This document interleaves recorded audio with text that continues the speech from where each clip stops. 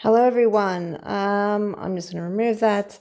I'm doing a follow-up on the supposed evidence and email that Paula M received from the vital records of California.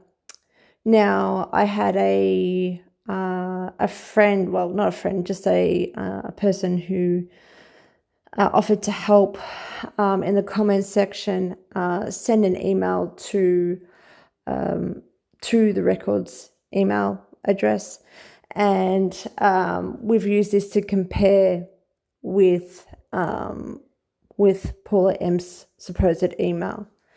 Now, the thing, I guess, there's not much to go on because they haven't actually provided any answers, which is, for me, I just find it very interesting that they're not willing to divulge any information in an email after Paula M's supposed email to them. The thing I see here, I think that stands out is the format.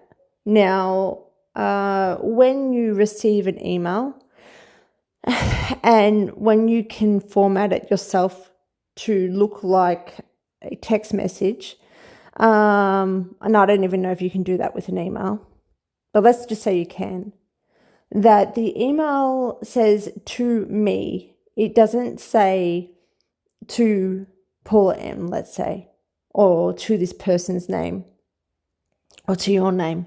It says to me because you're receiving it. If you're to forward the email to somebody, it would have the person's name there. And if you're to even print it as a PDF, the email, it has the name.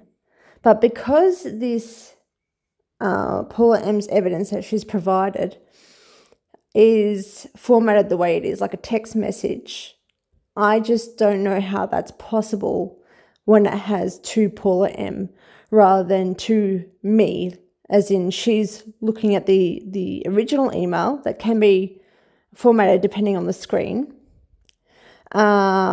Whereas if you were to forward it, it's literally like in the bottom of the email, and you can't really format it per se. Why would you forward it as well? Like, why would you, if you're receiving the email, why the evidence you're providing, why would you need to show a forwarded email? So that's one thing. Of course, the greetings and the actual content is very questionable.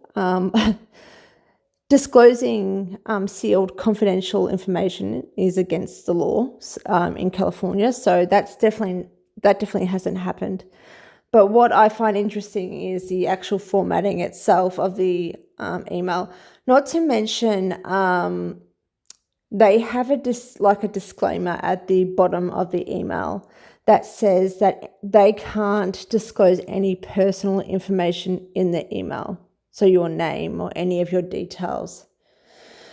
What I find very suspicious is that this so-called evidence hasn't provided the email address of the Californian vital records, so it could be literally anyone. It could be a text message to herself.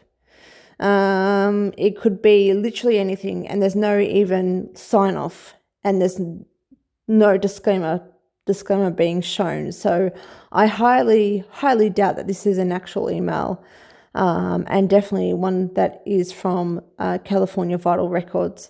So I know that other people have just fobbed it off anyway, but I said I just want to follow through with that and provide this information so you're aware that I don't personally think that or believe that this is an email or any evidence at all.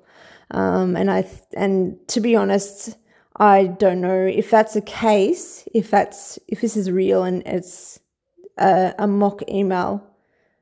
Either Paula M is backed by someone higher up, or she's going to be sued.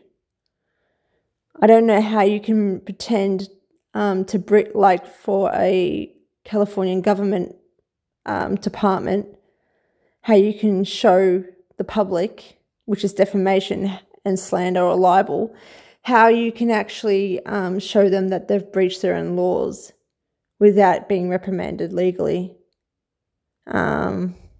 Yeah, so that's an interesting point to make.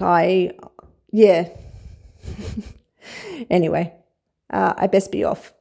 Toodle pip.